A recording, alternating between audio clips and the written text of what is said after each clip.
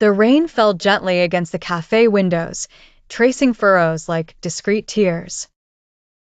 It was a gray afternoon in Windermere, suspended in time, where footsteps slowed and voices softened. Amelia Blake, 27, sat alone at a corner table by the window, her blonde hair damp from the drizzle, tucked behind her ears. She wore a navy blue sweater, the sleeves pulled over her hands, as if to shield herself from the cold or something deeper. In front of her, a small round cake with white icing adorned with pastel flowers. No candles, no friends, no family. Her fingers rested motionless on the armrests of her wheelchair, her body inert since a fall during a solo climb 2 years earlier. That day was her birthday. Once, her mother would take her to this cafe, sharing laughter and cake by the window. But her mother was gone, taken by a stroke last winter, and her father, a wealthy CEO, was negotiating contracts thousands of miles away in Switzerland. Amelia exhaled slowly, lowering her gaze.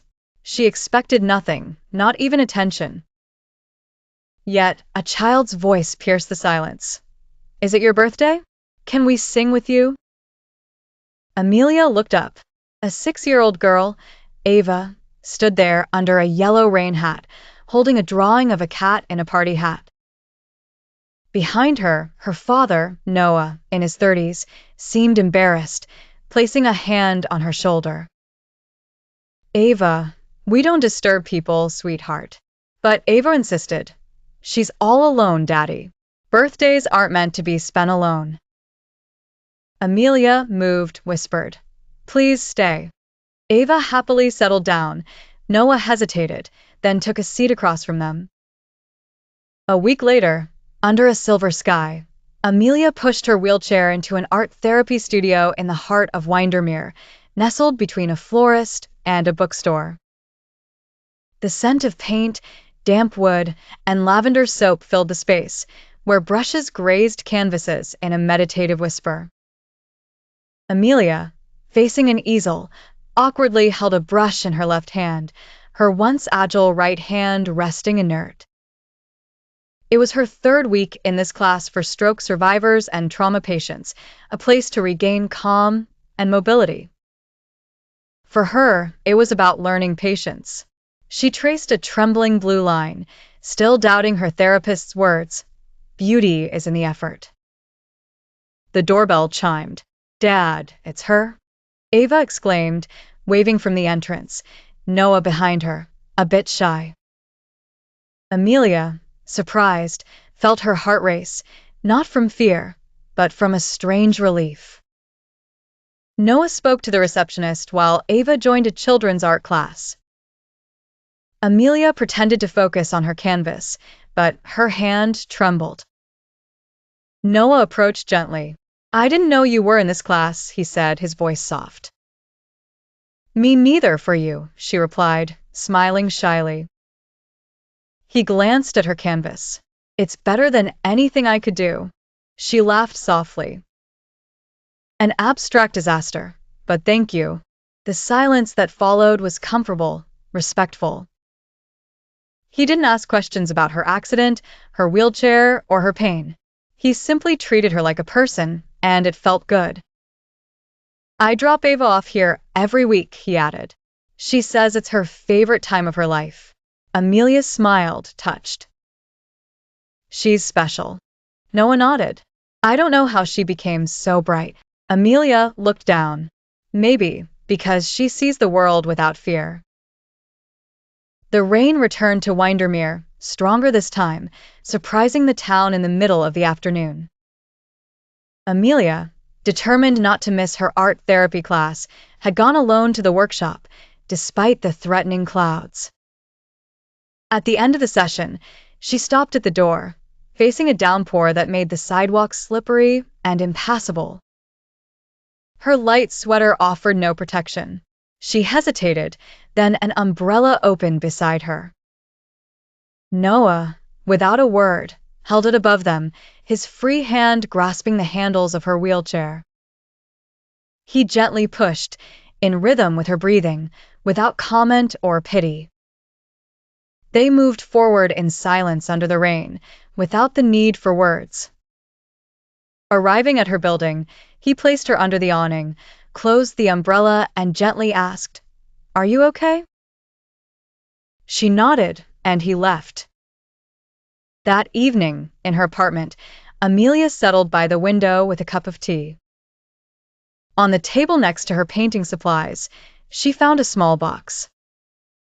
Inside, a lemon tart, like the one shared with Ava on her birthday, accompanied by a note. "Always on your side, Noah." She stared at the message, moved. Something within her cracked, not from pain, but from liberation. For the first time, she felt seen, not as the paralyzed daughter of a CEO, but as Amelia. She took a bite of the tart, sweet and real. In the following weeks, their paths crossed often, at the cafe, at the bookstore, never planned, but frequent enough to feel like fate. A few days later, Amelia's phone vibrated with her mother's old ringtone, one she had deleted years ago. Ignoring the call, she opened a press notification, and her breath caught. A glaring headline: "Heir paralyzed after risky climb hidden in suburban cafe." A blurry photo showed her in her wheelchair, smiling faintly, the cafe's display in the background. The caption was cruel. Her father, tech billionaire, refuses to let her face the world. Feeling nauseous, Amelia felt the betrayal more painfully than her accident. She closed her eyes, holding back tears, turned off her phone, and ignored the world for 2 days, absent from the cafe and the workshop. Lisa, a friend, left a teddy bear at her door with a note: "Get well soon, Ava." On the third night, a light knock echoed. Amelia, wrapped in blankets in her living room, didn't move. Noah entered, placing an umbrella and a cup of tea down. Without a word, he sat in an armchair, his presence silent and soothing. The snow melted outside, casting shadows. Amelia stared at the floor, but her breathing slowed. At 4 a.m., she woke to find Noah asleep, a blanket over his knees, the cup cold in his hand. "You stayed," she whispered. He opened his eyes, calm. "That's what we do for those we love." Those words, simple and sincere, rekindled a warmth she hadn't felt since her mother's death. She placed her hand on his, not to thank him, but to ground herself. They watched the snow melt in silence, a sacred moment. Noah left at dawn, leaving wood in the fireplace. Amelia, eyes moist but resolute, felt a change. Under the golden light of the cafe, Amelia painted with a newfound determination. Each brushstroke of her left hand, still hesitant, was a reclamation of the identity she thought lost. Her lines wavered, but an authenticity was born in her imperfections. One afternoon, Noah entered, carrying a wooden frame with a calligraphed message: "Beauty is not in symmetry, but in sincerity." He placed it near her canvas without a word, nodding before leaving. Amelia stared at the text, then at her imperfect painting, feeling a deep truth settle in. Later, Ava tugged at her sleeve, holding a bag of heart-shaped candies that she and Noah had made. "Millie, are we making sugar hearts?" They spent the afternoon at a wooden table, Ava clumsily cutting shapes from the icing, Amelia pressing the candies onto wax paper. Noah watched, a gentle smile on his face, as a maternal bond wove itself. "Taste this," Amelia said, offering a heart. Ava bit into it, laughing. "Perfect." That evening, Noah and Ava stopped in front of Amelia's apartment. Ava squeezed her hand. "Can I come back tomorrow?" she asked shyly. "Whenever you want," Amelia replied, touching her hair. Noah nodded, warmth in his features. The following Sunday, James Blake, Amelia's father, arrived unannounced. Entering the cafe, he scanned the room coldly, holding documents. "Is this the child we're talking about?" he asked, looking at Ava. One bright morning, Amelia entered the community center next to the cafe, her painting supplies under her arm. In the art room, tables formed a circle, covered with colorful paper, paints, and brushes. Amelia had volunteered to teach a weekly class for children with disabilities, an unexpected but instinctive decision. Noah was there, arranging chairs, Ava lining up paint pots. "Hello," he said softly. "Thank you for helping," she replied, smiling. The children arrived, some in wheelchairs, others with crutches, all curious. Amelia introduced herself as Miss Millie, and their faces lit up. Noah guided Ava to assist, picking up a fallen brush or wiping a splash. Amelia, watching, felt a quiet pride. Later, Ava suggested, "Millie, shall we make a painting circle?" After class, they painted together at the cafe, tracing hearts and sunflowers with uneven petals. Noah ordered tea, and they talked about simple things: the sunset, ice cream flavors, Ava's winter recital. Their fingers brushed on the table, a fleeting yet electric contact. Amelia withdrew her hand, surprised, but a sweetness settled in. That night, in the car under falling snowflakes, she murmured, "It still hurts, but it no longer defines me." Noah placed his hand over hers, his eyes shining under the dashboard lights. The cafe, where it all began, was decorated with pastel garlands and yellow lights. A central table held a cake with the inscription, "To Ava and to the bravest woman I know." Amelia had chosen these words. Beside it, a frame of Noah and a canvas by Amelia showing two hands under an umbrella, signed, "Beauty is in the bond we choose." Ava, in a blue dress with a floral bow, bounced with excitement. "This will be the best birthday," she whispered. Amelia, with braided hair, radiated joy, Noah by her side, a hand on her chair. The cafe filled with familiar faces, parents of students, Amelia's therapist, the barista who had lit her birthday candle. Ava climbed onto her chair, addressing the microphone. "Millie and Dad Noah, thank you for making me brave." A thunderous applause erupted. Then the door opened, and James Blake, Amelia's father, entered. The tech mogul, once untouchable, seemed human, holding a velvet box. "I owe you an apology, Amelia," he said, his voice trembling. "I was scared, I didn't know how to help, so I hid. I'm sorry." Amelia, moved, remained silent. Then Ava sang, "Happy birthday to the family I chose." Noah wrapped his arm around Ava and Amelia. James, emotional, held their hands tightly. "I see now. This is love." The applause filled the cafe, a warm embrace. Amelia felt a new peace.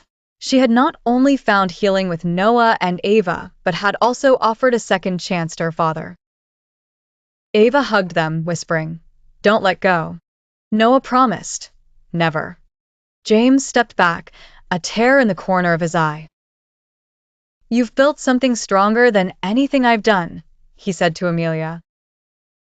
The celebration continued, without frills, just laughter and connections. Amelia felt whole, not in the life she had imagined, but in a richer reality, a family chosen by love. On a bright morning, Amelia attended Ava's school performance in the multipurpose room, decorated with paper butterflies hanging from the ceiling. Noah held her hand, and Lisa, playing with her friendship bracelet, laughed beside them. Ava, dressed as a sparkling bee, delivered her 2 lines with the seriousness of a star. At the end, as the applause faded, Ava remained on stage, grabbing the microphone. "I have something more important than a song. My family, come up." Amelia and Noah, stunned, exchanged a glance. Encouraged by the teacher, they went up, Noah pushing Amelia's wheelchair, Lisa on their heels. Ava, holding a velvet box, approached. "Mom Millie, will you marry Dad Noah?" The room held its breath, then erupted in tears and laughter. Amelia, frozen, brought her hand to her mouth, her heart racing. Noah, embarrassed, whispered, "I had another plan. She beat me to it." He opened the box, revealing a simple ring, a diamond nestled like a promise. His eyes, sincere and full of hope, brought tears to Amelia's eyes. "Yes," she whispered, then louder. "Yes, not because you completed me, but because you reminded me that I was whole." The room exploded with applause. Ava bounced, Lisa hugged them, and Noah slipped the ring onto Amelia's finger. They looked at each other, not as broken souls, but as two beings who had chosen each other consciously. That night, on the school steps, Ava asleep in Noah's arms, Lisa against Amelia, they shared a sweet silence. "I thought I was an unfinished story," Amelia murmured. "Now I know I was waiting for the right chapter." Noah kissed her forehead. "Let's write it slowly, word by word." The stars twinkled above Windermere, and in that silence, Amelia understood that love hadn't saved her, but had reminded her that she was worth saving. This moment, simple and sacred, was a beginning, a bond forged in sincerity, illuminated by the courage to love again. The cafe, cradle of their story, sparkled with garlands and warmth. Ava's birthday cake reigned at the center, dedicated to Ava and the bravest woman. Beside it, Amelia's canvas and Noah's frame proclaimed the beauty of sincerity. Amelia, radiant, and Noah, protective, shared this moment with Ava, whose eyes sparkled. James Blake entered, humble, holding a velvet box. His sincere apologies touched Amelia, who accepted in silence. Ava sang for the chosen family, uniting their hands in a gesture of pure love. The room applauded, and Amelia felt a deep peace. She had not only healed with Noah and Ava, but had offered redemption to her father. Their bond, built on choice rather than blood, was stronger than her losses. In the following weeks, Amelia painted boldly, her canvases capturing golden candles and sugar hearts, signed with her full name. Noah, always discreet, praised their honesty. One afternoon, Ava gifted Amelia a cookie decorated with mosaic hearts, saying, "For your courage." Amelia, moved, let her vulnerability express itself. She whispered to Noah, "I believe I can do this." He smiled, handing her a warm cup. No words were necessary. One morning, Amelia entered the community center, her paintings under her arm, to teach her class to children with disabilities. The tables overflowed with colors, and Noah, helping Ava prepare the paint pots, offered her a discreet smile. The children, in wheelchairs or with crutches, welcomed Ms. Millie with enthusiasm. Ava, radiant, assisted her classmates, picking up a brush or wiping a puddle. Amelia, moved, felt a new pride. After the class, they painted hearts and mountains together, with Noah joining them for tea. Their simple conversations, the sunset, Ava's recital, wove a deep bond. A brush of fingers sparked a connection, and Amelia, vulnerable yet strong, whispered in the car, "The pain is there, but it no longer defines me." Their kiss, sweet and sincere, sealed a promise without pressure. They embraced under the snow, a sacred moment. Amelia then painted a canvas of golden mountains, two figures united, signed, "Beauty lies in the bond we choose." At the cafe, she hung it near Noah's frame, adding a note for his hands that carried hope. During Ava's show, the little girl surprised them by asking on stage, "Mommy Millie, will you marry Daddy Noah?" Amid the laughter and tears of the audience, Noah, moved, offered a simple ring. Amelia accepted, not to be completed, but to be seen as whole. The chosen family, Ava, Noah, and even James, reconciled, united in an embrace.